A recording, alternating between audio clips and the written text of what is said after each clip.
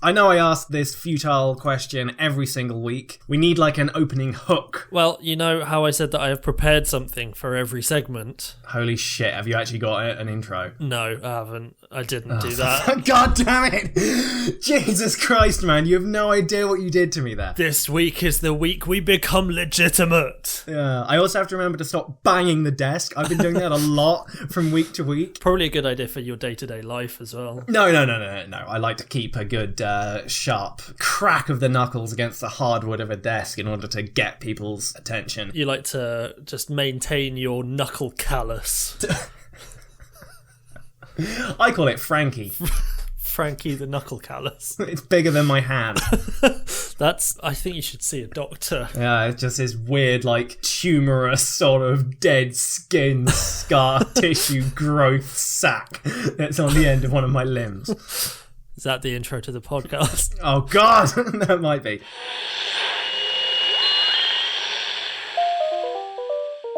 So, we are coming to you once more from an undetermined location, somewhere in or around Basingstoke. I am in and around Basingstoke. Oh, are you in a special location this week? I am in a constantly moving vehicle, so if my connection cuts out at any point, that is the reason why. Are you driving the vehicle, or are you just in a moving vehicle? I'm just in the moving vehicle. I have sort of mobile command center set up in the back of a VW camper van. Sort of like the Punisher. Sort of, but the person driving it is, I believe he might be drunk. He's just an Uber driver that I hired. Is he aware of your continued presence within his vehicle? It comes and goes. Sometimes he just has a moment of realization where he just goes, oh my God, I'm actually driving someone who appears to have many servers and monitors in the back of my VW camper van. And then we sort of swerve near the edge of the road. He never goes off, which is to his credit, I think. But he's always very, very close. What was the name of the Punisher's little mate who drove the van? He has a friend called Micro. I don't like that name. Who is his weapons dealer. Because he does need a lot of weapons. That's one thing you can say about the Punisher. I thought he had, like, you know how Blade has Whistler? You know how, like, the Teenage Mutant Ninja Turtles have Casey Jones? I thought that the Punisher had, like, a little mate who drove his van around. Possibly.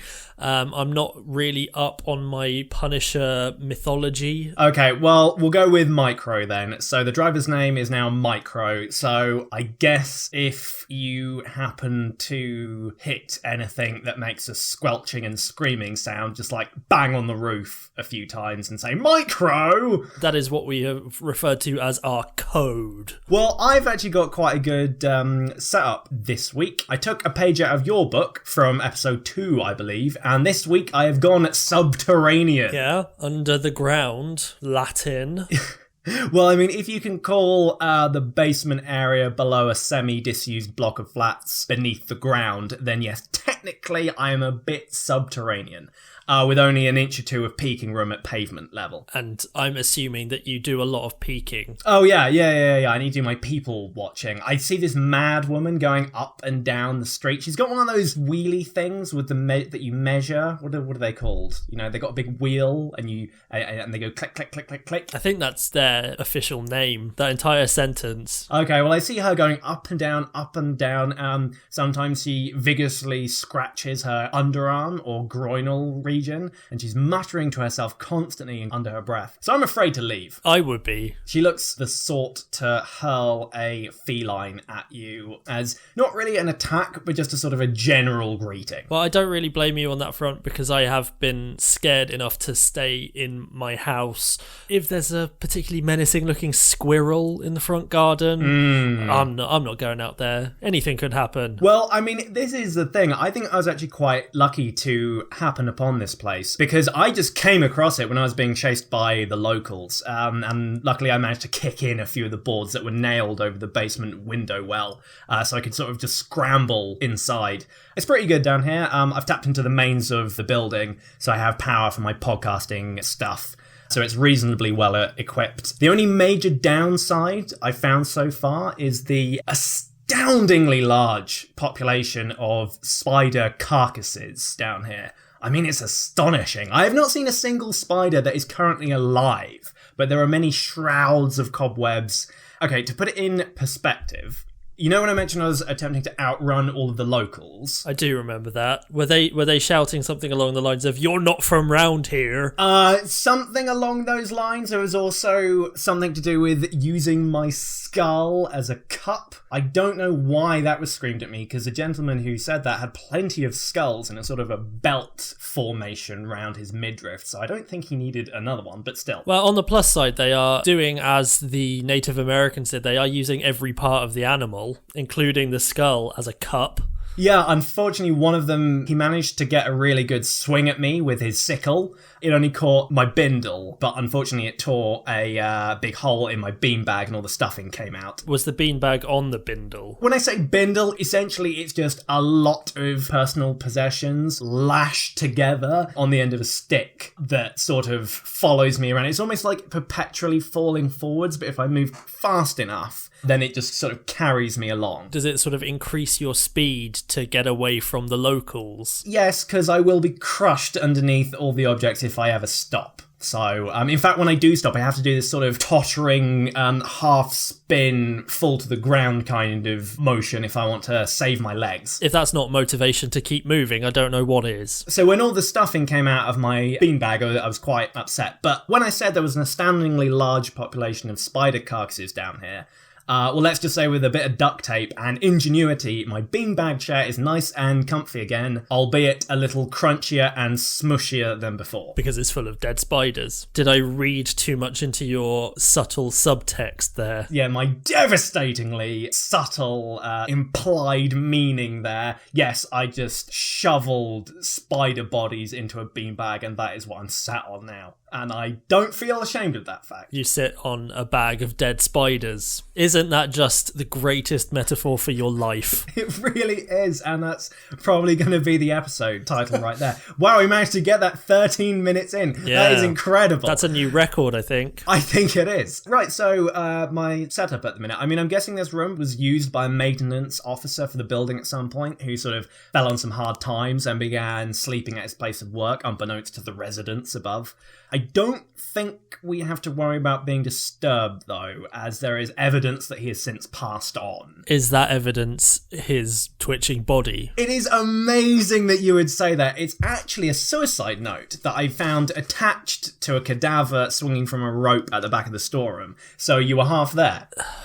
This is a very sort of macabre start to the podcast. You sit on a bag of spider carcasses and you've found a suicide note.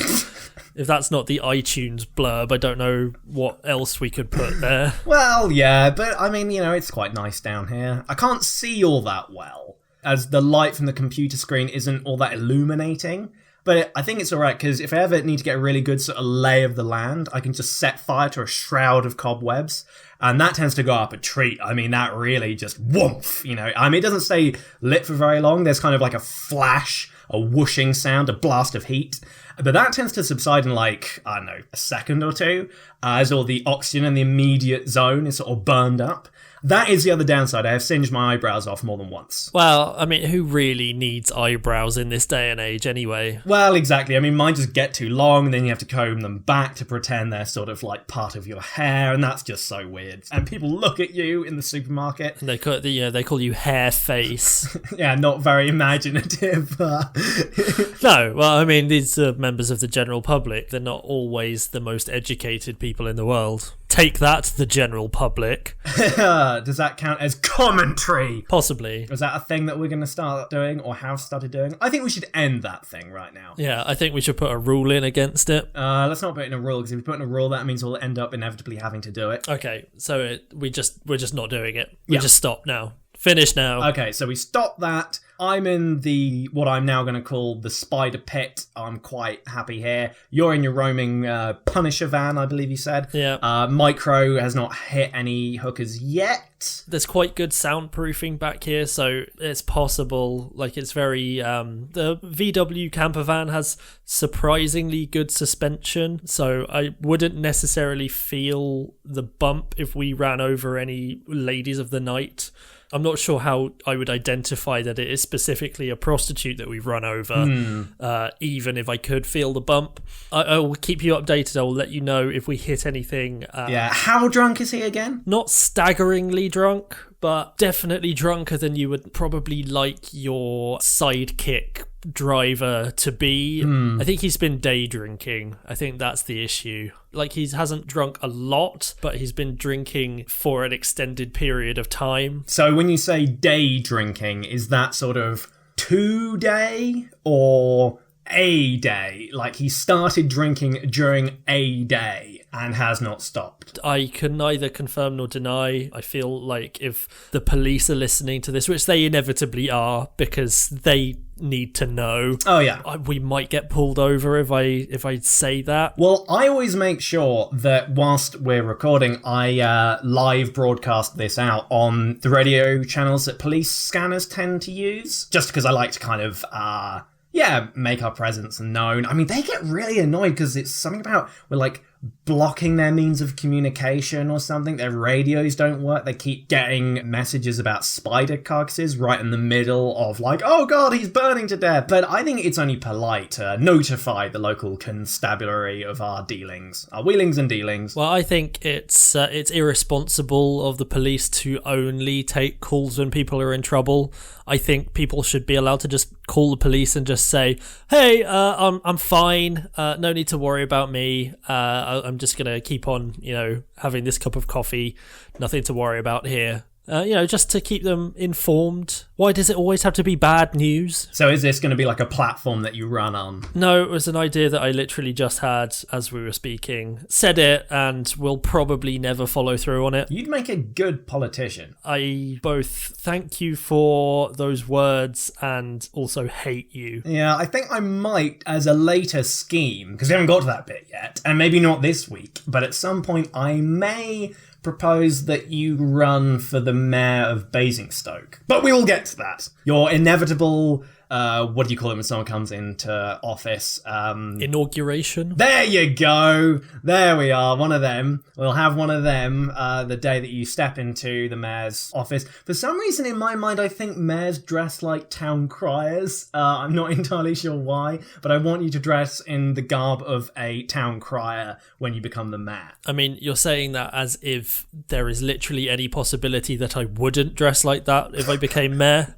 Sorry, yes, I underestimate you. I know that some things are best left unsaid. But on that point, my scheme that may be coming up later in the podcast, it does involve the gathering of power. Holy shit. So, could help in my mayoral campaign. Will it though? I doubt it very much. Yeah, I mean, I'm starting to suspect literally anything that we do would harm a political career. I also suspect that literally anybody but me would make a good mayor. I'm the last person you want in office, I think. I think that may actually be a successful campaign slogan, though. You get the contrarian vote. Very much so. It's like when there's a competition that no one really cares about, but then there's this sort of, either an underdog or a contender that deliberately pokes fun at the whole structure of things, and they tend to kind of snowball out of control, like certain popular American politician that is currently doing well stateside at the minute, who shall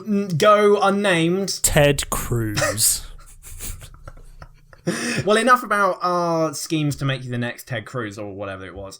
We need to move on to the first section of the podcast. We're great at timing sections to be really tight. That's what I've observed from the podcast that we have done already. Well, what I've observed is that we need to completely scrap the structure we've got in the minute and invent a new structure. Because what we tend to do, we tend to ad-lib this introduction at the beginning that tends to go on a bit. And that is longer than any other section in the podcast. So really, we should have a bit before recriminations and sentiments. Preamble. That's fine. Preamble. Okay, so I'm going to insert preamble, and as we go through, we may decide to change this up a little bit because, oh, Jesus Christ. Okay, so recriminations and sentiments. Yes. I've only got a short one. Is it a recrimination or a sentiment? You can guess. I'm guessing recrimination. Well, I'm going to take it in that way. It is a short one. Okay. It is from an anonymous viewer, who I shall not name, but I do know their name. I know who you are. I know who said this. We know you. Yeah. We see you. Well... I'm coming for you in my Punisher van. Holy shit. I'm sorry, that got dark. Still, his response, I'm assuming it's a he. It could be he or she. Oh, shit, Phil. What are we going to do about non-gender specific pronouns? I don't know. I haven't thought about it. Well, we better. I mean, holy shit, we're too late. We need to come up with one. I just said he. They're going to come for me now. They are going to come for you. You can't stop that. Fuck it. Okay, I'm just going to do the Futurama thing and say sklee every single time. Okay. I'm not going to do that. That would be a bitch to edit every single time when inevitably I go back on that decision. That will definitely happen. Okay, so this viewer, who I'm going to assume is male because I'm like that, he has responded to us with quality irrelevant, more like quality irrelevant. It's interesting that you would choose a sort of text medium to make a joke that is entirely based on intonation. He used a very, very compelling style of italics and bold typeface. Well, I mean, you can't really argue with that sort of thing, so I guess that's us told. I did not get it at all, but I do feel very, very ashamed. I constantly feel ashamed of this podcast, so there's not much different for me. I mean, get used to it, Cupcake, because that's not going to change anytime soon. That's like one of those sort of occupational hazards you just have to get used to, like not crying when you're doing the striptease. You've just got to knuckle down, grit your teeth, think of something else, and try not to burn out anytime soon. Are we just going to ignore the fact that you called me Cupcake? Because I'm incredibly uncomfortable with that. Yeah, that was the pimp in me just coming alive. It's weird that he's in there. Yeah, well, you know, I try and keep him sated on a steady diet of whiskey and whores, which I recommend to all your inner demons. Didn't we talk about this last week? Shit. Well, that's going to get cut. Anyway, fuck it. You tell me about your bloody mean things that are said by people who don't know any better. Well, I mean, I thought that this week what I would do is I would just sort of... Because I feel like they've all been recriminations lately. We had like 3 sentiments the first time I did any, and most of those were just reviews of other things that I stole. Yeah. So I just thought what I would do is just to get a slightly more balanced view of things, I would just scroll through the comments that we've got. I'm just going to read a selection of them. Mm-hmm. Okay, the first one. I once bit into a tasty looking slice of cake made by my loving grandmother, only to find that in the place of smooth, delicious buttercream, there was a stack of rusty razor blades and a note reading, "I've always hated you." But that moment of pain, disappointment, and not having a tongue anymore was nothing in comparison to the agony I experienced the first time I listened to Quality Irrelevant. I wish nothing less than painful, prolonged deaths upon both of you. 12 stars. So that one is a bit confusing because I think that's the best star rating that we've ever got, but simultaneously the most emotionally devastating comment that we've ever received. Well, this is the thing about the internet. Some people just want to feel something. It doesn't have to be good or bad. It's just got to be something substantial. You know, either way, just an intensity of emotion. So you think that those 12 stars are just because we've broken through the tough outer shell, and even though what we have made them experience is utter screaming agony, at least they're feeling something now. Better that than the dull, boring, grey, monotonous drudgery of life. Yes. I feel like I was going to say more there, but then I felt like you were going to say more as well. No, I decided to end it there. I got too depressed. That's fine. We don't want our viewers to get depressed, do we? So I'm just going to keep looking at these comments. Oh shit, are there more? Yeah, there's a few more actually. God, alright. So there's one that just says no in capital letters. Not even an exclamation point, just a full stop. There's one that just says none of this. Bad, stop it now. Was that the same guy? No, well, it's difficult to tell. They might be using dual usernames. Ah. Fraudulent. Hang on, there's one here.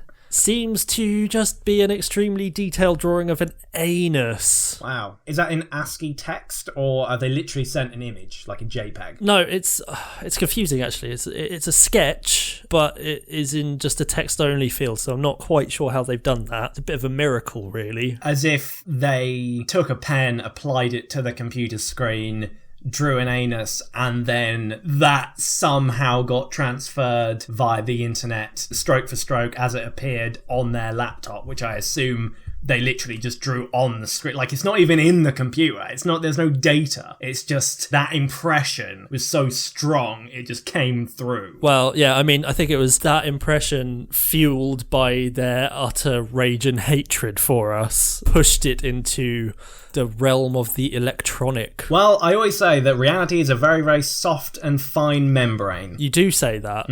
It was weird to get that in a birthday card from you. And nothing else. Yeah.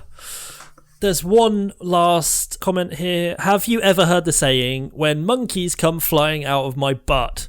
Well, I feel like I just shit a chimpanzee. Please make the hurt stop. My time in that Mexican prison can't compare to the pain I am in right now. So that's an interesting one. Again, not of our podcast. That was an Amazon review of a bag of sugar-free gummy bears.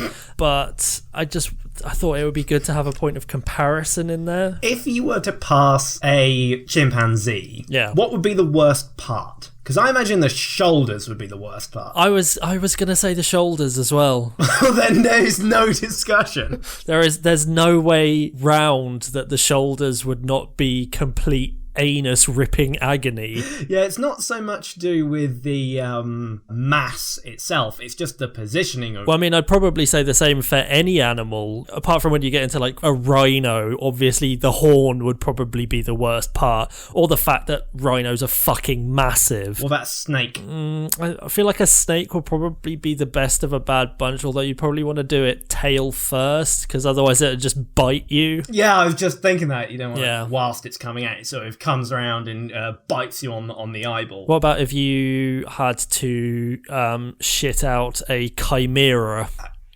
How many shoulders does that have? Like, too many, really. Like, realistically, chimeras have too many shoulders. There's like a bit of a lion and a goat and a bat and a snake and stuff in there. I'm now just imagining a genetic abomination that is pretty much just 8 shoulders. That is... Didn't we talk about a ball of fingers the other week? Now we're thinking about a cluster of shoulders. It does seem to be that the scariest things are just individual body parts, but in a cluster. I also feel like if you got like 4 human feet and just put them kind of in a circle so they could roll, I feel like that would be absolutely terrifying. And I'm definitely not sleeping tonight. Jeez, how would they be fused together? Because I'm just imagining the toenails sort of like digging into the heel of each foot. That's for the boys in the lab to work out. That's not for us. Okay, well, I'll pass it on to the boys Please in the lab. I don't think they'll appreciate the extra shifts. You know, in fact, rather than submitting a proper report, I think I'm just going to send them the last 10 minutes of this podcast and they can just work it out from there. They'll know what we want. And if we end up with just this weird chimpanzee with 18 shoulders and a foot, then, we will make do. We'll make do. Should we maybe get them like a fancy coffee machine or something to just help them through, or should we just increase the dosage? Yeah, I'd give the dial a few full rotations, I'd say. None of this half rotation, none of this incremental. Yeah. Just a full... In fact, you can do that thing, like, do you ever play with toilet paper when it's sort of like you just bat it with your hand because it spins round and you go, wee! And then you realise you've unravelled a whole roll of toilet paper all over your bathroom. Yeah, do that with the nerve gas. Yeah, you are one for kind of going all in on these things.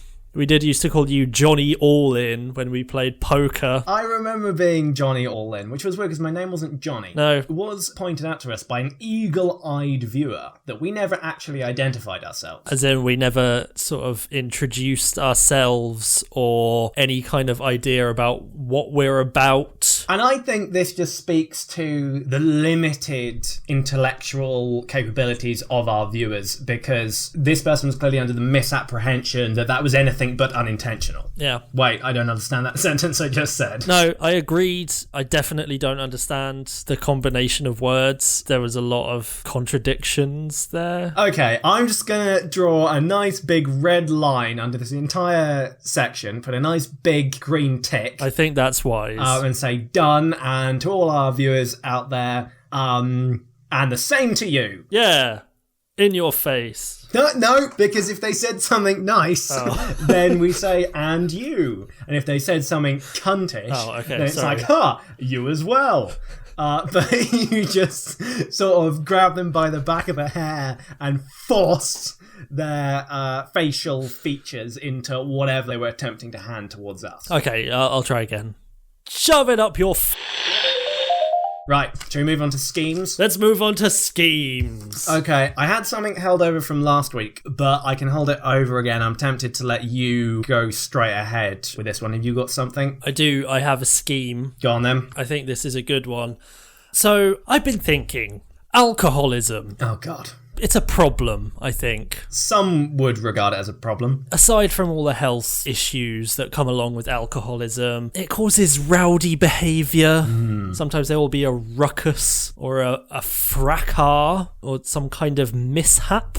Perhaps a kerfuffle. And occasionally manslaughter. And I think it's time that we put an end to it. I think we should sort out alcoholism once and for all. Yes. I was looking back at some ideas about how people have tried to stem alcoholism in the past, and the big one there is Prohibition. Yeah, that didn't work out too well. No, Prohibition doesn't work. Making all alcohol illegal results in, you get your various beer barons, and then people die in explosions because they were trying to make sangria in the toilet, or like a fine bathtub Merlot. So Prohibition, terrible idea, out the window. Not even going to consider it as an idea. That is a bit of a shame, because I did just see myself as a Prohib agent with a hat and a gun, but oh well. Just going around knocking on doors of what used to be bars but are now like jazz record shops and going, oh, what's going on here?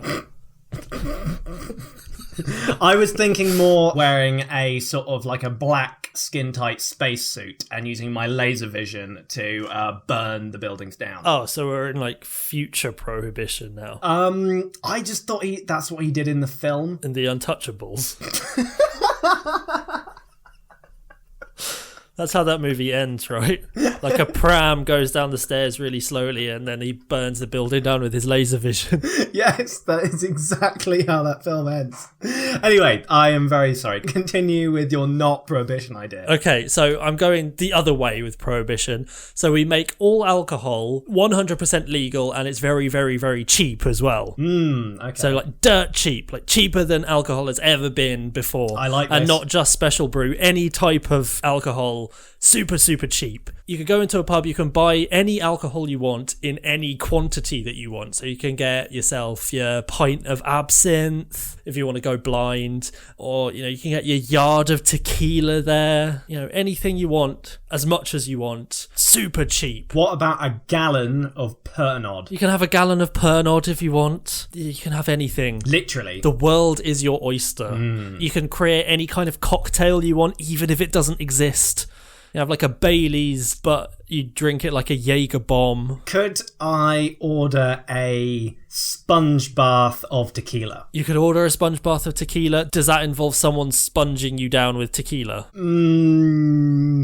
Yes. That's fine. You can have that. Holy shit. Okay, brilliant. Wow. It's a utopia. Well, you say utopia. I mean, I'm just thinking it will be a utopia for about 5 minutes. But when I'm drinking my own tequila bathwater, essentially, and, I have gone blind, I've potentially drowned the poor woman who has been bathing me because in my drunken, mad, insane rage, she has unfortunately slipped beneath the surface and is no longer with us. But if you call that a utopia, I mean, who am I to judge? Well, you say all of those things could happen. I wasn't really listening. But there is a twist in the tale.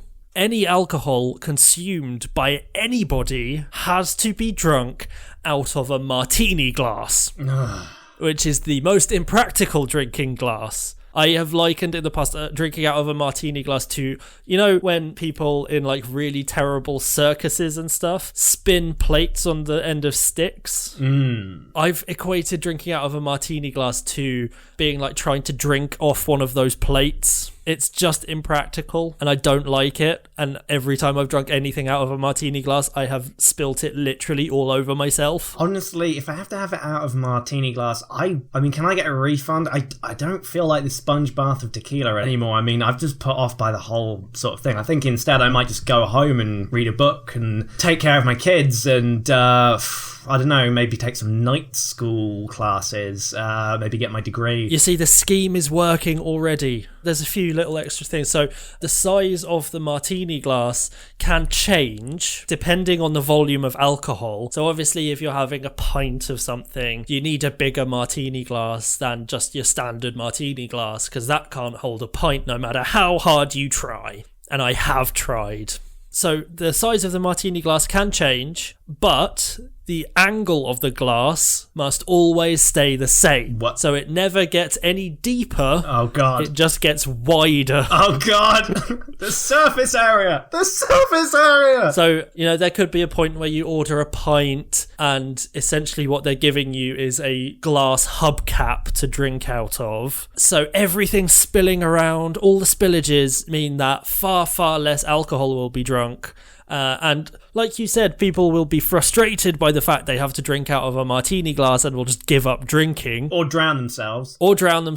Actually, no, because then you'd hit your nose on the side of the glass. I mean, this is where there is a slight drawback to all of this. There is a slight danger of the country experiencing alcohol flooding. With everybody spilling the alcohol all over the place, there's a chance we might get sort of waterlogged, but with alcohol. So you might wake up one morning and go into your kitchen and your kitchen is flooded, but you smell it and it's tequila and sambuca and Pernod, and it's not that pleasant, but I think it's a small price to pay for cutting alcoholism right down to zero. So you're saying wild and unpredictable explosions and wildfires sprouting up all over the country from the accumulated alcohol deposits and the odd discarded fag end is worth the net benefit to the economy and the job sector by curing the survivors' alcoholism? I believe so. I have done the maths. I got a spin doctor in to work out the numbers. They have provided me very positive numbers. Whether or not they are true remains to be seen, but they are very positive nonetheless. Rather than going with, say, an economist or a statistician or anyone with any background in maths, you went with a spin doctor. So I'm guessing the numbers you got are very positive. Yeah, extremely positive. I mean, I went to a statistician, but the numbers were just a bit... I didn't really like the look of them, so I just got, in many ways, a yes man to just say that my idea was brilliant. Yeah, like, don't look at this figure here about the cost of all the skin grafts, just look at this figure here, whilst I sort of conceal the rest of the page with areas of my body and my jacket. And I was completely fine with that. I was 100% on board. I thought that's brilliant news. I'm going to do this scheme because there is a twist in the tale once again. One might call it a Shyamalan twist in this particular scheme. So, before the law is passed, because obviously we now have a backdoor into these laws and when they can be passed and who they will be passed by. So before the law is passed, we have to do just one little thing. We have to start up a very small company manufacturing novelty martini glasses of all sizes. And before this law is passed, nobody thinks anything of it. They think, oh, those guys are just quirky. They're just making weird sized and shaped martini glasses. Like, that's fine, just leave them to it. They're not doing anything suspicious. And then, when the pubs start needing massive martini glasses, who are they going to turn to, Theo? Oh, God, I know this. The guys who put all the glass in the shard, they probably have a lot of glass put to one side. I mean, have you seen the size of the shards? I mean, it's huge. It's huge. It's a building in London made of glass. So I assume those guys... Oh, wait! I forgot what you said. I think you need to sit in the corner with the dunce hat on. Can it just be a big martini glass? Yes. With D somehow scrawled on it. Like scratched into it with a key. I think scratching things into glass is possibly the worst thing imaginable. You know how some people hate nails on a chalkboard? Yeah. Some people hate, filing of nails or whatever the hell it is. Scratching things into glass. I could never be a cat burglar. Because you could never cut a hole in a glass with a diamond. Yeah, no. Yeah. Wait, but if you've already got the diamond, why do you need to cut the hole in the glass? That is for the boys in the lab to figure out, not for us to think about. Come on. Oh, wait, didn't we gas them? Oh, did we? Did we leave the dial turned up? Oh, you meant to turn it back down. I've just been steadily increasing it every day. There was some mention of lethal dosage, but we don't have to worry about that right now. Okay, so I think I've grasped this concept. What you're saying is that this is a bit of a money maker for us. Like, we could earn a bit of scratch on the side here. I don't know if I've understood this, but... Well, it's not so much about the money, Theo. It's thinking very small. I have a small head. You do have a small head. It's not surprising that you think small, like a small man with a small head, a freakishly small head. I mean, it's weird how small it is. It's like, when you get like a shrunken head, all the voodoo people make a shrunken head and it's just tiny, but then you cover it in hair. Jeez, I mean, I don't know, Phil. I think maybe it's just been left in the sun a little bit too long. Your head? Yeah, sometimes I just lean my head out the window. Well, that's one way to pass the time, I suppose. One time a bird flew into it. Into your head? Did it, peck the eye out and crawl in? Because that's just hideous. That's a hideous image you put in my head now. No, it just made a nest. Made a nest in your head. In my hair? In your hair. Yeah. Good. When people say, your hair looks like a bird's nest, in my case, it's literal. Anyway, so, was there anything? Wait, we got sidetracked. We did. You said it wasn't about the money. No, so we use the money that we get from manufacturing novelty martini glasses and we invest in absorbent flood prevention materials. Holy shit. So we block up all the doors to pubs and bars and sometimes sort of music festivals. Seal the fire exits. Yeah. We wait until the inevitable spillage and ensuing flood of alcohol occurs. Watch laughing maniacally and rubbing our big bags full of money as the flood prevention materials absorb all that alcohol from the floors of the pubs and the bars and the music festivals. And then we take those flood prevention materials away, we squeeze them out into a bucket, and then we sell all that alcohol back to the pubs. Can you sell mixed alcohol? We'll call it a ready-made cocktail mix. Brilliant. Also, I'm pretty sure if various alcohol liquids are different densities, then if you stir it enough, then they'll separate, I think. What is sour mix? Can we say it's that? Yeah. Okay, yeah. cool. Yeah. I don't think there's any regulatory body that is engaged with the lawful and healthy production selling of alcohol. That doesn't sound like a thing. Does that sound like a thing? I don't think so. No, I think it's fine. No. Although I felt there is a... have you reached the end of your plan yet? Because there is a major flaw that I've detected. Well, the last bit of the plan that I wrote down, it's not necessarily a part of the plan. I think it was more just sort of an idea. Drink from the bucket. No, I've just written down, in the new world, the men who hold the oversized martini glasses and absorbent sandbags will be the rulers of the wasteland. I don't really know if that has any relevance to what we were talking about. I think I might have just got a bit carried away. Well, I mean, if the future is inevitably just a scorched earth, just a big burn mark... We have established that is definitely going to happen. Yeah, then we may as well be the kings of it. I think it's important that we are. Yeah, the only problem there is, whilst I can't for the life of me think that the sale of food and drink could be regulated in any possible way. Unfortunately, the thickness of martini glasses is. It's very regulated. It's very specific. I'm pretty sure that if you imagine your average martini glass, in order for it to be considered a martini glass, it cannot be any thicker glass than that. So the largest glass, so say, I go to my local and say, good day there, barkeep. Fine weather. Yes. I would like a large tin bath's worth of your finest port and malt Scotch whiskey. Why are you talking like that? You're in a Weatherspoons. Blended with Blue Rain, or what is it? Purple Rain or Blue Lagoon. One of those, please, but in a martini glass. Well, of course, it has to be in a martini glass. All alcohol must be served in martini glasses. Thank you, barkeep. I just thought I'd school you on the law just quickly while I was pouring your drink. Well, I mean, we've got another half an hour. I mean, it's very difficult to make it sound like you're pouring a drink on an audio medium if you don't have any liquid to hand. Crack, smash, splinter, crunch. Oh dear. That was the sound of the martini glass breaking. Do we have a first aid representative in this Weatherspoons, because I am nearly dead?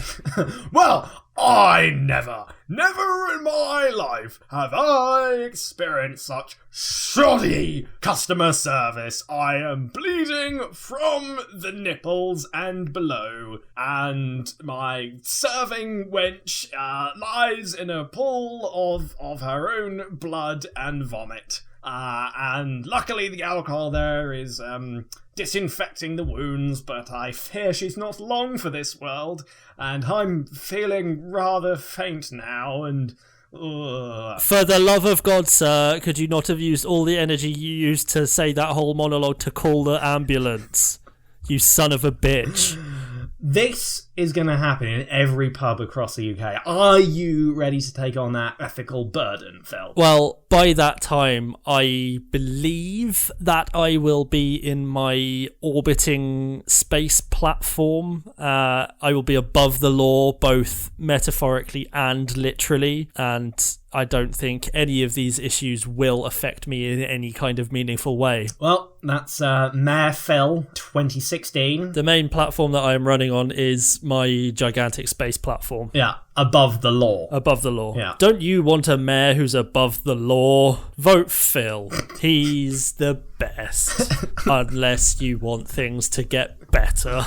I'm just going to cut that little bit off the end there, and I think we'll go with the first part. I think that's absolutely fine. I'm going to get one of those posters with the blue and white and red effect that everyone seems to do. I'm going to put one of those up, and it'll just... What was that feedback we got earlier in the show? No. A drawing of an anus. Okay, well, we'll take the drawing of the anus, because I assume that's been submitted to us as, like, official art that we can now use. I assume we own the rights to that? Oh, yeah, we absolutely own the rights to that. Okay, so now that we own the rights to all these things, and by all these things I mean a sketch of an anus and the phrase no. We do own those things. Put that on a red, white and blue poster, so there's an anus that says no. I'm pretty sure you will get elected in no time. I can't see any issues with that campaign. I am reluctant to continue with the schemes.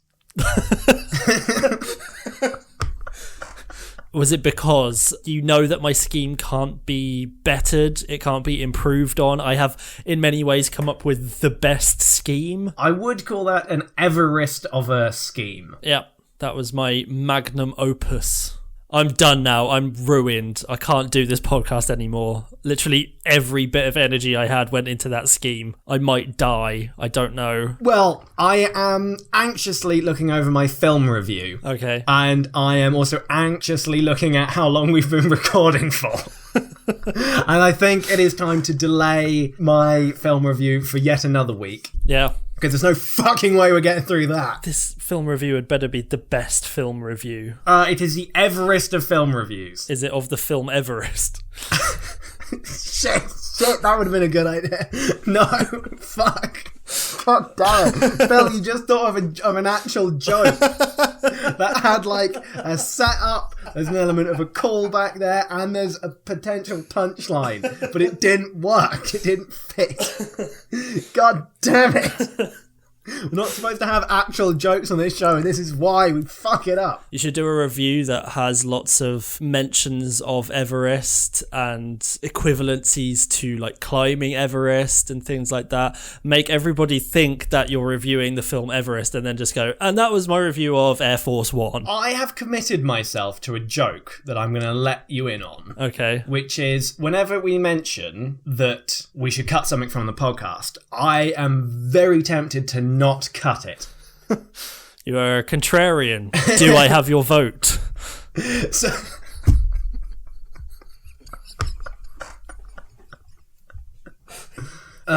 So, we have several things left that we have to get through. Ugh.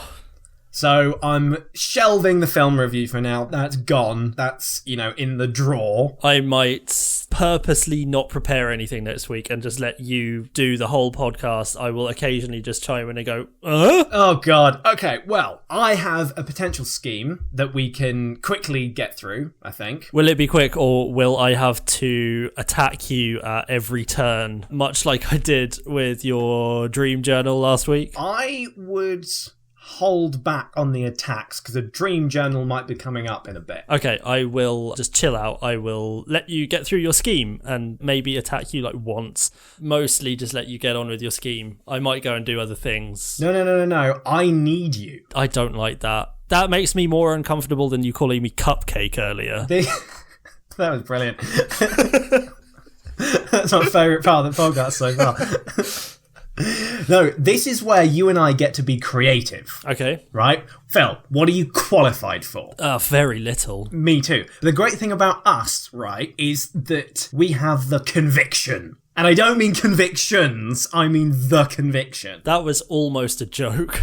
Well, then that has to be cut. And the fact I just mentioned that means it can't be. Oh, God. Anyway, we have the conviction, the belief that we can do anything, because we're sort of that generation. We were told, you can do whatever you want, rather than actually identifying a specific skill set of a few things that you can do and you would do well at. Instead of that useful advice, instead we were told we could do whatever we like, and we're attempting to do so, to the shame of our forefathers. Still, we are not qualified as businessmen or marketers or accountants or for public relations or anything. Sorry, I thought you were going to keep on listing every profession in the world. No, but despite the fact that we lack these qualifications, it doesn't mean that we can't do them anyway. So we can do all of these things with no qualifications, no proof that we are capable in any way. We just do them. And because we have the conviction, not the convictions, then we can do it. That counts as a callback, I think. I think so. I think that's how they work. So, advertising, marketing, sponsorships. These are things that we should be doing, I'm told, for our podcast. Okay. So, we already addressed the adverts thing. Don't you worry, I'm right on top of that. We got some sponsors lined up. As soon as, we got the scripts to do the ad reels, meaning when I get around to writing them, we can get right on that. In the meantime, we need to sell our brand. Are you aware of this word, brand? In so far as it is like a metal thing you put in a fire, and then you just like stamp it against people, and then they carry your mark, and everybody knows that you own them, like we did with the boys in the lab. That is one way to get your message out. To put your mark on people, on their flesh. Brand your way to success. Another way is to harass people. Advertise and solicit and get the word out there. Or, as most people will call that, harass. So, we should start writing letters. Letters to whom? Letters to prospective partners and businesses and entrepreneurs and philanthropists. Because we are poor. We are poor. And charitable. Or charity-worthy, I would say. Not charitable. Worthy of charity, yeah. I think is a more accurate description of us. So, I was thinking, what kind of brands would suit us? Who do you see us standing next to at the award show? Who would think, I'd love to have our company name near where those two guys are standing. Who matches us in terms of personality, in terms of ideas, in terms of drive, in terms of general appeal? Who do you think really encapsulates who we are as a podcast? I am thinking Nurofen. Nurofen. Now that is a good one. Yeah. Nurofen. There we go. Is that with a PH or an F? I believe it's an F. Well, I've written a PH, so that's fine. That's how it is spelt now. So, dear Nurofen, what's our opening pitch? Specifically for Nurofen, I think it's important to target your message. Mm-hmm. I heard someone say that who was wearing glasses, so I think they might work in marketing. Well, shall I give you something to work with? I think you should. Okay, so we've got Dear Nurofen. Hello, we are a podcast. We would like to give ourselves to you. I don't know why I'm writing this with a pen and paper when I have a computer right in front of me, but I decided to go the old ways. And now all of that is in the message. So, oh God, I should stop here. Full stop. Okay, so where do you think we should go from there? I think we should mention the partnership potential because we have been known to cause migraines. We have been known to cause, what was that? Migraines. And as far as I am aware, Nurofen is supposed to stop all of that sort of nonsense. This sounds like more of a under the table sort of deal. No, I think we can be upfront about it. As long as the campaign itself is sort of slightly winky at the whole concept of like, you know what we're doing, but we're doing it anyway, and you're going to keep listening to the podcast and buying Nurofen. As long as it's like that, then I think we should be fine. Okay, yeah, we can be very upfront. And, I mean, it's not like we're putting out this letter on our podcast or anything, so no one else is going to be privy to this. No, it's not like we're literally in the process of writing this letter while we're recording the podcast. No, of course. Okay, we have been known to cause migraines, and you are in the business of stopping all that. Yep. No proposal. Just no deal on the table. We just laid it all out. No, then you just put a winky face and the word huh. Is that spelled H-U-H? Yeah, and with a question mark. Okay, with a question mark. Winky face. I've sort of done the wink upside down. You know how wink is sort of meant to be going sort of down towards the nose? I've sort of done it the other way, so it looks just kind of lopsided, like their brain has sort of just turned. Are you worried that the lovely people over at Nurofen will think that we are looking at them with some form of lazy eye? Yes, I think they might find that endearing. Knowing Nurofen as I do, I think they will find that endearing. What else are we going to put down? I think that's enough, honestly. Just you stop all that sort of nonsense, winky face, huh? I am going to put a little flourish on this, I think. You are well known for your flourishes. Oh, yes, right. I think we need to sell this on who we are. So I think I'll say, obviously, you know who we are. So enough said. Yep, I think that's fine. And then just yours faithfully. Yeah, yours faithfully. Quality irrelevant. P.S. I actually use ibuprofen. Oh, controversial. But I think they might like that. It's a bit edgy. Yeah, I'm imagining there's a large man with a moustache and a cigar who will say, "You got Moxie, kid!" Walter Nurofen, I think he's called. In fact, maybe I should address that. That's who we should address it to. Yeah, I think we should. Unfortunately, I've already written the letter, so I'm going to put it at the end. I'm just going to write PSS. Is that what you do? PSS? PPS, I think, because PSS looks a bit too much like the word piss. Okay, well, I'm going to put PSS, and we'll go from there and say, I always knew you were called Walter Nurofen.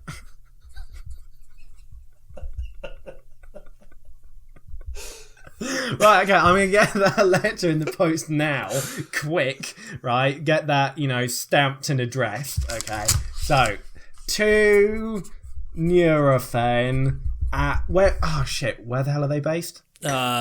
Something tells me Dorset. I just get that feeling? That or the Eastern Bloc? We had very different feelings as I was going Iceland. Okay, we'll split the difference. Ireland. Okay, good. To Nurofen, Ireland. Where's the place in Ireland where they might be? Kilkenny. Kilkenny.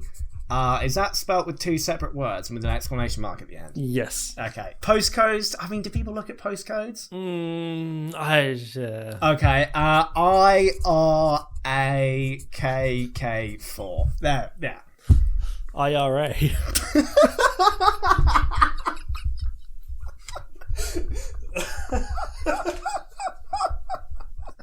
I almost hoped that would go uncommented. Like it's like, I'll just say this. No one will pick up on it. Yeah, there was a part of my brain that thought you might have done it by accident. Okay, well, I'm going to pop that in the post, and hopefully we'll have a response by next week. I hope so. And in the meantime, we need to come up with more sort of companies that would be good for us. You know, it's very much we scratch their back, and they might give us something.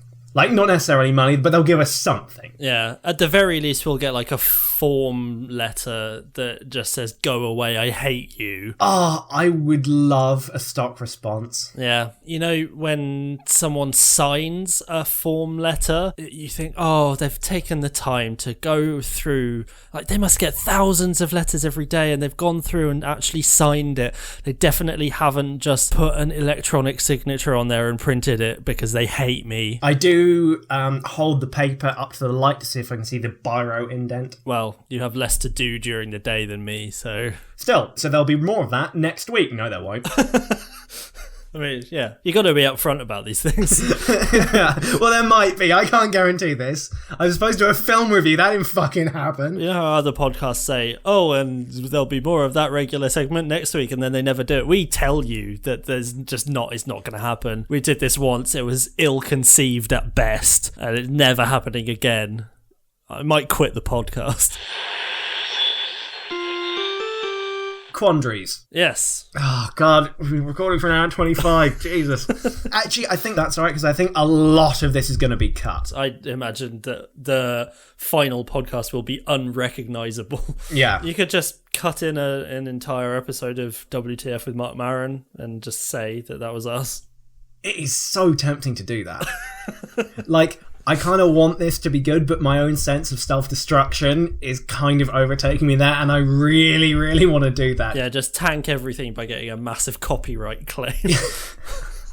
I know it will be wrong, but I can't stop myself. Oh well, we'll see what happens with that. You never know, we might be off the air. Yep. Anyway, quandaries. Yes. Did you have something prepared for this? I did. I think you mentioned your pre-dream journal. Oh, God. It might tie into that. So if you've done anything to do with that, then I should probably follow you. Right. Well, this week's quandary is called journal. Now, the reason why it's called journal is because I made a mistake. What did you do? I thought last week was called journal. What was last week? Was it types? I think it was types or something. I know that was a non-starter right there. So I introduced a dream journal last week. Yeah. Oh, it's not a dream journal. It's a pre-dream journal. But actually, this is the week I'm introducing it. Okay. So what was last week? A pre-introduction. Yeah. So if you listened to last week, that is my pre-dream journal thing. If you didn't, all it is something that I write in when I am sleepy, and it is unrecognisable to me in my wakened state. Yep, that's about as concise as you can get for the absolute insanity that lives within the pages of your pre-dream journal. Well, you don't know this. You've only had one idea. I may have skimmed over a couple of ideas as I was flicking through.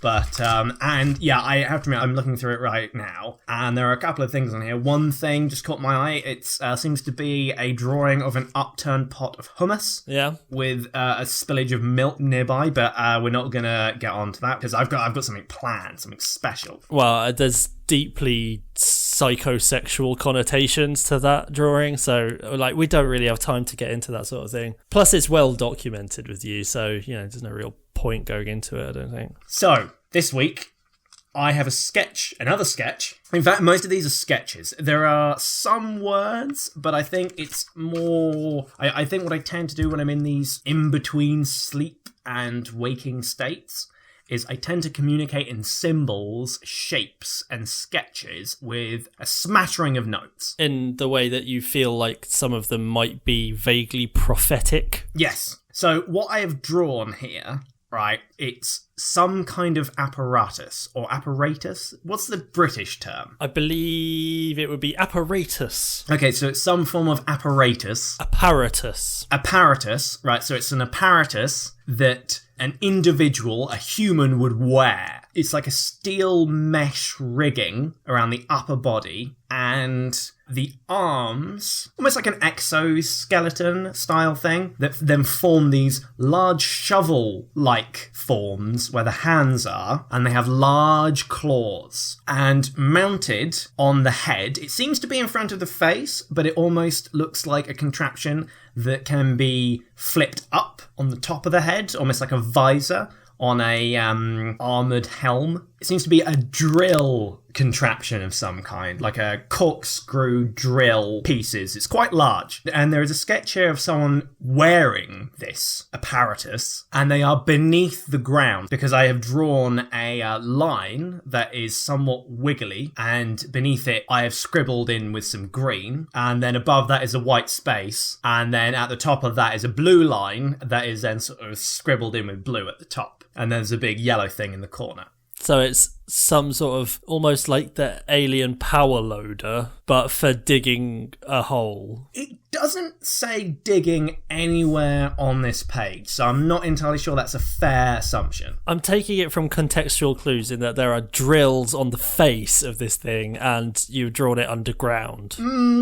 Yes, it is beneath the surface of the planet. I will give you that. Because I feel like if you just say, oh, maybe it's for drilling holes in walls to put pictures up, but in the Mole Man kingdom, I think you might be sort of thinking around the idea too much. I don't want to call you out on the podcast, but... Oh, no. I mean, I appreciate all sort of forms of feedback, especially because I think this is something that can actually go into production one day. What I think I've conceived here is a new form of transport, like a way to get to work in the mornings. Specifically subterranean transport. Oh, yes. So it seems to be that the figure that I've drawn wearing this has a briefcase strapped to his back and is wearing a suit. So I can only surmise is off to work or maybe returning from work. But it seems to be that he would strap on this apparatus and then digging into the earth, if you can imagine such a thing. So beneath the surface of the earth, he's sort of plunging into the ground. And then, rather than continuing to go down, is altering the angle. So then he's going parallel with the ground, but forwards. So it's almost like he's traversing through the planet in a direction. So it's as if he's sort of like Superman flying, but underground, and with a face made of drills. But one big drill, and two shovel hands with claws. So the shovel hands with claws are like a mole's hands, I'm assuming, that kind of pack the earth away as the drill goes through. Would that be too generous of an idea?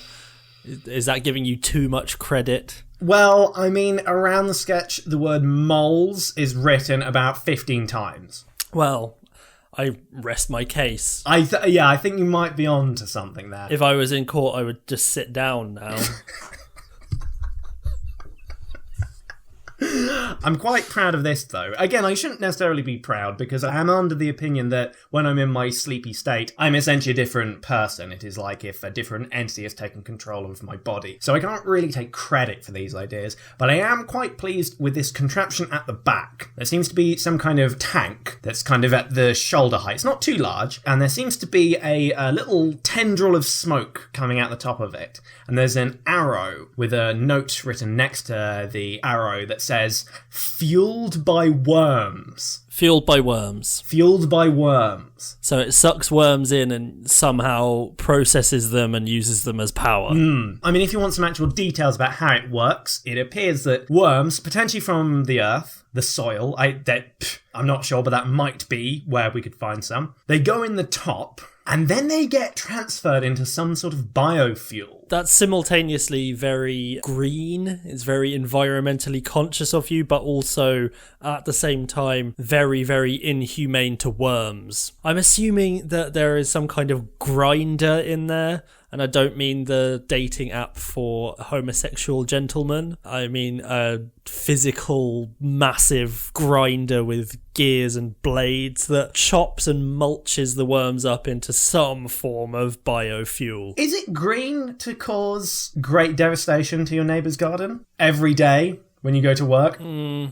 I think so, because you could just say that you're aerating the soil. I don't know what that means, but I'm going to use that in court. No, I heard someone say it once, and they were wearing Wellington boots, so I think they were a gardener. I don't know if you know about this, but look at the ground. It's quite a lot of it, so there's quite a lot of room down there. I mean, you wouldn't have thought so, but it's quite roomy if you were to tunnel your way through. So I have drawn a little sketch here. I mean, it's very, very crude. It's just stick men of two drill bits hitting each other nose to nose, and then sharp and jagged streaks coming out from this.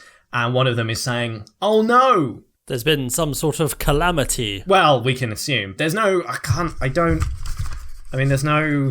solution written down for that sort of problem, so I just assumed that would be a rarity. And maybe that's a job for Sleepy Theo again. He doesn't take requests. Well, no, I'm not saying he should take requests, but maybe if you check back in a few days or maybe weeks, perhaps even months, he may have created some sort of solution for this issue that, I mean, to be fair to him, it is definitely going to happen. So it's sort of his responsibility to come up with a solution, even if he literally only exists for about 30 minutes a day. The only other thing I've got drawn here is a grinded mass of limbs and bodies that are kind of splattered against a very, very large drill piece that seems to be affixed to almost like a car. It's more like a sealed metal module with tyre tracks. All you've done here, by the sounds of it, is you've just transplanted all traffic and pedestrian activities underground. So there's nothing going on the surface of the earth, but it's absolute chaos down beneath the just the surface of the earth. How does a drill help you get through the ground? I know. Have you ever tried drilling the ground? You don't get very far. Just pointless. The only other thing that I've got here is on the side of the big drill thing, it says mutant module on it, and there's a little speech bubble coming out from a guy with a metal face saying, "Tonight I will dine on turtle soup." So is that Shredder? It's not clear, but he seems to be called James Avery. James Avery, aka Shredder. I couldn't possibly say, but I think I've unravelled your mystery there. Then there is 4 what looks like to be people crossed with moles with different forms of weaponry affixed to their bodies. One of them is saying "Cowabunga." That just seems... it's a minefield in copyright law, I think. And now I've just written like 3 pages of "fuck the teenagers, hit them with a skateboard." You're of a certain age. That's bound to happen. Phil, thank you very much for listening to my pitch. That's all right. You were a lot less critical this time. Well... so I feel like we're working together. There might be a reason for that. Oh, shit. So since last episode, because I was aware that this episode was called Journal, I assumed that you'd made a mistake last week and just talked about your journal. So I felt bad. I listened back to last week's podcast. I felt like I was extremely, some might say brutally critical of you. So I decided to sort of walk a mile in your shoes. It's backfired though. So what I did was, for the last week, I have been keeping my own pre-dream journal. Oh, God. That I've been sort of just scribbling things down in as I'm going to sleep, just to try and get them out of my brain. Are we going to have a trademark issue here? Well, no, because I'm sort of skipping to the end. A bit of a spoiler alert, but I'm not doing this anymore. So, because like I've been doing this for a week, and I feel like I should have to retract everything that I said last week, because this is... I mean, it's just insanity, really. Like, I haven't looked at any of the pages since I did them, but I've just been flicking through as we've been speaking now, and it's all gone wrong. It is a minefield. Yeah, so I'm looking at the first page. This would have been done the night after we recorded last week's podcast. It's a drawing. A sketch, as I call them. Yeah, it seems to be sort of like a very large, gaping opening in the sky. You know the Sarlacc pit from Return of the Jedi? Very sort of vaginal. Well, I mean, like, if that was upside down and in the sky, that's pretty much what we've got. I describe it like that. I'm 90% sure it's a vagina. On the ground, 2001: A Space Odyssey. I'm aware of it. There's just the obelisk from that is just underneath the sky vagina. And I seem to have just written the word God, ? All over it in a big, thick red Sharpie. Have you been looking at my journal? Have we duplicated efforts? No, but I feel like I need to cast my own journal onto the fire because that is amazing. I mean, it's profound, I know, but I mean... a vagina in the sky with a monolith. Monolith, that's what they're called. What did you call it? I called it an obelisk. Fuck. Oh god, our brains must be dissolving like a wet cake. I think so. I did not hear you say obelisk, but I'm now thinking you definitely did. No, I did. I'm owning up to it. I said obelisk because I'm an idiot. It's one thing to mix up your words. It's another to hear the wrong word and think you heard the correct one. Yeah. So you are more of an idiot than me. That's what I get from that. Cool. I'm moving on. So next page.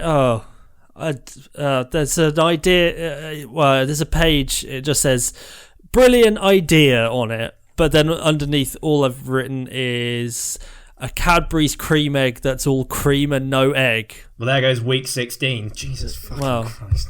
I mean, but I'm fairly sure that that's just like a foil pouch full of like molten sugar. No.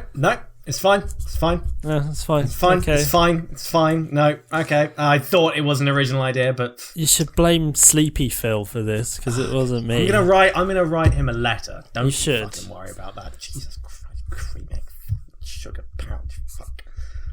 So next page, there seems to be the beginnings of an actual idea for like something kind of created, like a story or something. But after half the sentence, I must have got bored of it because the end of the word just trails off, but then the trail links into just a picture that I've drawn of, I think it's an Ewok getting stabbed with a fork. Whereabouts in the body is the fork going? Just sort of in the tit, basically.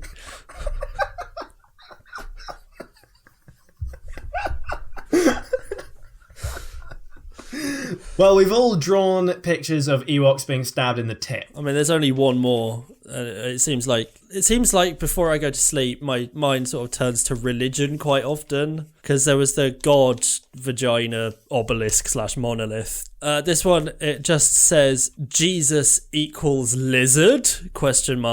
And then underneath that, what appears to be quite a complex algebraic equation. I don't know if it is one. It's just a bunch of symbols and letters and numbers. Do you even know it's an equation, or is it a language? It might be a language, but I don't think I have the key. I think only Sleepy Phil holds that. So realistically, I've done this for a week now. How are you feeling about it? I really don't want to do it anymore because I feel like it reveals like a bit too much about my character. The barriers between become very thin. And to be honest, I sort of just despise anything that makes me look inwardly even for a single second. It's a dark place. I think that might be week 1 and the final week of Phil's pre-dream journal because I don't even know what any of that was. Well, I am jealous because... Sorry, I am envious. Let's get the correct words. Because I feel our viewers are going to write much more extensively about your collection of dreams rather than my own. It's possible. It's also possible they will write very hurtful things about my brain. I mean, I kind of get the impression you would relish in that. It seems like you don't like your brain that much either. I do hate it and want it to die sometimes. Not all the time. You would be known as the man who killed his own brain. They could make some kind of B movie about me. Who do you think it should star? Well, if it stars you...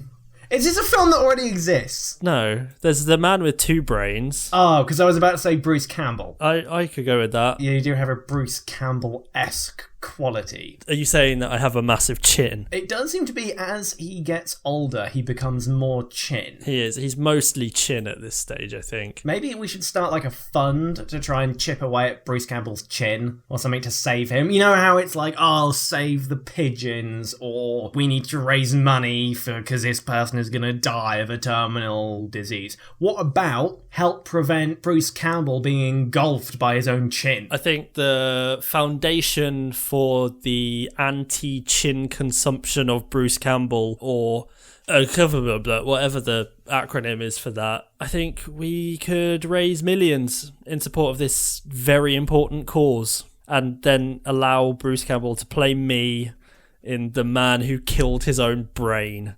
And I'm going to possibly not do this podcast anymore.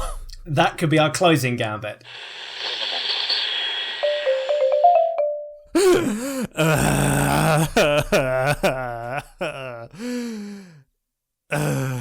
I kind of get the feeling that, because I don't like our intro music that much, but I'm thinking if I could just grab that audio of you crying and then just loop it for about 20 minutes, that could be our intro. The intro is half the length of the main podcast. Yeah, I mean, I spoke to someone, this is a real person in fact, who about our podcast, and they were under the misapprehension that our podcast was meant to be successful. Ugh. What gave them that idea? Yeah, it's a shame that last week sucked and this week was a mess, but you know.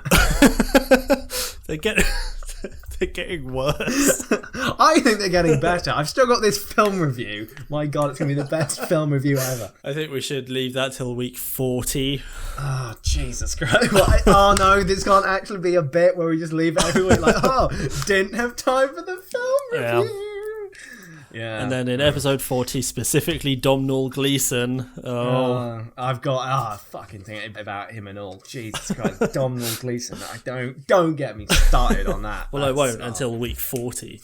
Oh, it's gonna boil away for 40 weeks. Christ.